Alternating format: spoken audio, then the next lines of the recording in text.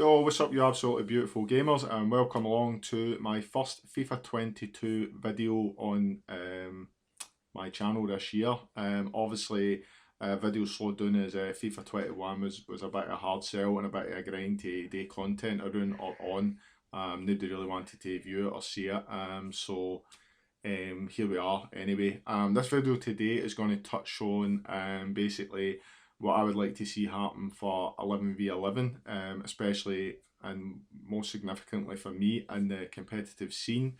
It's obviously where my heart is. It's where I do most of my FIFA. Obviously, like everybody else at the start of the game, I do the small man grind. I have to say that I'm thoroughly enjoying FIFA 22. I'm really enjoying the small man grind, but I will prefix this and say that I think there's going to be massive issues with 11v11, and I will touch on that as to why. And also as well, having now got to the point where I'm making this video, I waited until people had went into actual 11v11 competitive games, and then I asked a few folk for some feedback on what they felt. And when you cut through the shite, because a big problem that I see in the 11v11 scene is that nobody will actually give you any constructive feedback. And basically the feedback is this game's shite. Nobody, and I mean nobody, no company in the world, no game maker, nobody, nobody who you go to in any facet of life can work with this is shite. You need to give constructive feedback as to why something isn't good. But before you do that, you have to actually explain what is good, what works. You can't just say this is shite and then expect it to get fixed. You need to actually aggregate what's good versus what's bad, what needs tweaked, what needs changed. So obviously, getting into that, I think that I personally think that attacking is absolutely fine. Skills are much harder, so you don't have every single person just spamming skills and looking like a world beater. So I've seen a lot of crying in terms of that. Tough, adapt. Playing the ball about in the pitch and stuff, passing etc. is absolutely fine. You can't 180 pass anymore. You have to play with a reasonable good tempo, but the game is actually overall slower. And this comes down to the whole hypermotion thing where they've actually tracked players' physical stats, etc. So now you don't have basically a Usain Bolt sprinting up and down the pitch for a whole entire game. Your stamina goes down pretty rapidly if you're just holding RT. You're not running up and down the pitch, as I say, getting from one side of the pitch to the other in like 5 seconds. It should take 10-11 seconds for you to go from one side of the pitch to the other, especially the more the game goes on and the more physically tired somebody gets. They can't make as many sprints or as long sprints in such short space of time. At the start of the game, obviously, your stamina would be high and you would be able to do that. But anyway, just getting into what I actually want to really get into and the specifics of why I think 11v11 is going to be a tough sell this year. I think that most people have seen it, but again, as I say, you have to be constructive with this and you have to try and put it across to EA in such a manner that they're actually going to respect your opinion and say, do you know what, let's try and meet them halfway, or let's try and meet them full way, or even quarter way, but whatever we can do to get the game in a better state for our scene, which is competitive 11v11, then you need to give them a better sell than this game is shite. You just cannot go with that line. It's just no good. There's no point in sending them abuse. There's no point in sending them just garbage tweets that are it's just completely non-relevant to them. Have a think about what you're actually saying. Contact Game Changers, contact EA themselves. Zaro's quite open to constructive feedback. I know this through the years that people in EA are open and susceptible to feedback that is constructive, but when you just go along and you abuse them, it's completely useless, it's counterproductive, you get nothing done and the game just gets left in a sorry state. Because if you came to me with that shite, I would turn in and tell you to piss off as well. So anyway, getting into the main kind of issue surrounding pros this year, and it is this right here. As you can see on the screen, I'm a 6'6" centre back. I have played 79 games. And I have 90 pace at 6'6". Another major issue for me as well is that I'm 99 pounds, so I'm effectively a 7 stone 6'6" man that is basically running about with 90 pace. It is a complete nonsense. I'm going to go into the actual pro and show you. So 99 pounds, 6'6", centre back. And if we go into the actual Pro, and I'll show you that obviously I've got the pace maxed out, and I have 90 the physical, because I'm only at the moment level 12. The thing you see up there with the -10 skill points is obviously because I was level 17 and I got demoted, and at the moment this -10 is a visual glitch. So getting into the actual what I want to talk about, and obviously this is something that I was talking to Gringo about. So what you see in this document is partly me talking to Gringo, and some of this is the stuff that he thinks basically in terms of pro clubs, and what I think. So let me just switch this so you can see this screen. So on the docs, you can see here, I'm thinking of making a video talking about FIFA and its current meta. My one issue seems to be similar to yours in terms of pacing issues with pros, although on reflection, your document and specifically this part. So this is Aaron's proposal in terms of a pace nerf. So 5'4" would be your base for the highest pace, and then from there, as you go down each category, you get minus for each specific height. So 5'6" you get -1, all the way up to 6'7" and -5. So I've basically asked him for permission to show this part of the document, which he said is absolutely fine.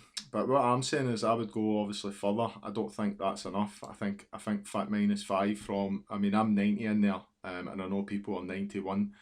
I don't think -5 pace, putting it down to 86 overall, is going to be good for 11v11 competitive. So I've aggregated, so I've said I've went from 6'7" it's -10, 6'6" it's 9, 6'4" it's 7, which means that 6'5" would still be -9. Then 6'2" is -5, obviously 6'3" would be -7, and so on and so forth. As you can see here, it's trying to get a more rounded overall pro. So it's meaning that if somebody's 5'4", they're actually going to have like 10 better pace than somebody that's 6'7". It's no the best, it's no ideal, but it's better than what it is currently. What I've said is in older FIFAs that had the largest skill gap with slower gameplay like this FIFA, pace was pivotal. Pace was a pivotal part of a user's choice on the height and weight of the pro. At the moment, a 6'6" centre back is 91 pace.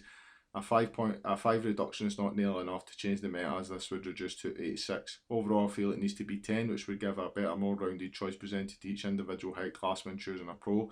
Moreover, I'd also like to address the weight issues surrounding clubs.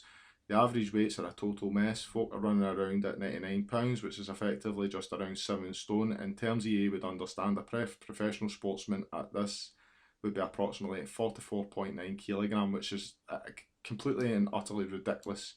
I'm sure every single person would agree to that. So I took a baseline of 3 players. Kagawa is 172 metres in height, and his weight is 64 kilos. Andreas Iniesta, slightly shorter but slightly heavier. And then again, Neymar, who's taller than both of them, has a 65 kilogram weight.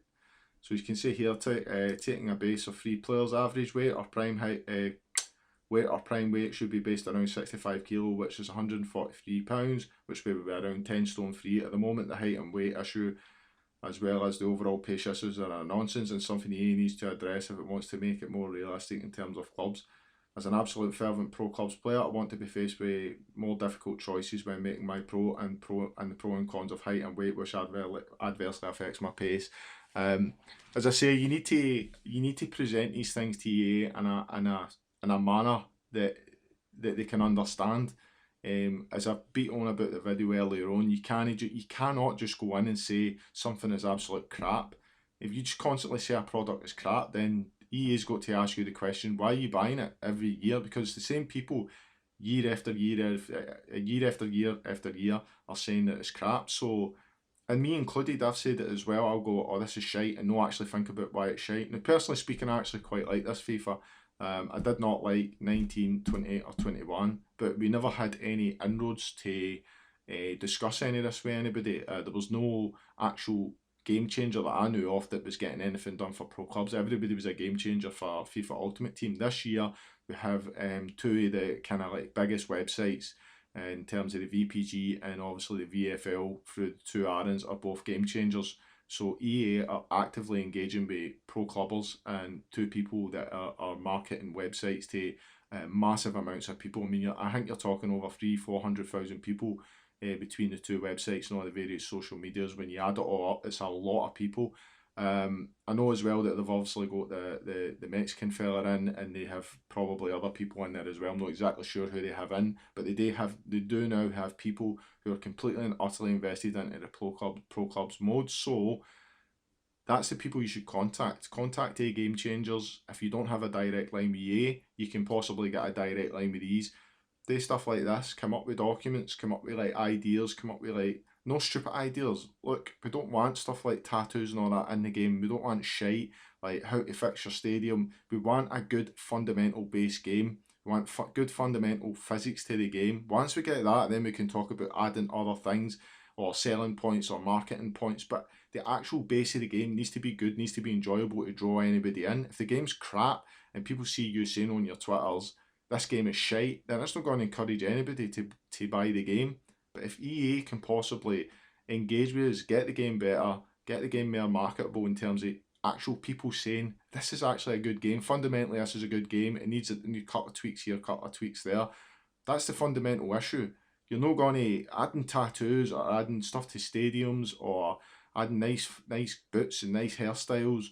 It's all irrelevant because the base game needs to be good. People need to actually be enjoying what they're playing. Because when you get in the pitch, nobody gives a shite about the colour of your boots, nobody gives a shite about your hairstyle, and nobody gives a shite about tattoos. At first maybe a couple of days, people will laugh at some stuff. It's a bit gimmicky and things like that. Like, oh, like that guy's hairstyle and blah, blah, blah. But when it actually comes down to it, when you're 3-4 months into the game, nobody gives a shite about that stuff, and what the game will be judged on will 100% be that gameplay.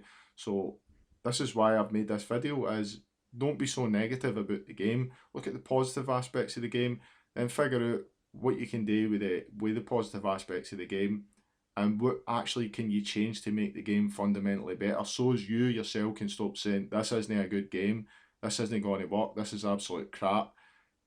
Because most of you actually know and understand the game, but you're just not putting it across in a constructive manner. Anyway, that is going to do me for today's video. I have absolutely rambled on for about 12 minutes. I could ramble on this for about an hour, just sitting myself.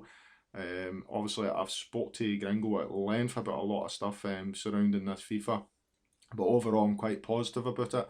I'm very positive that EA are basically engaging with the community now, and as well, they have actually been addressing issues, and things have already changed on that basis inside the game, which you've just not seen. There's not been any patches or anything, there's just on the fly stuff getting done.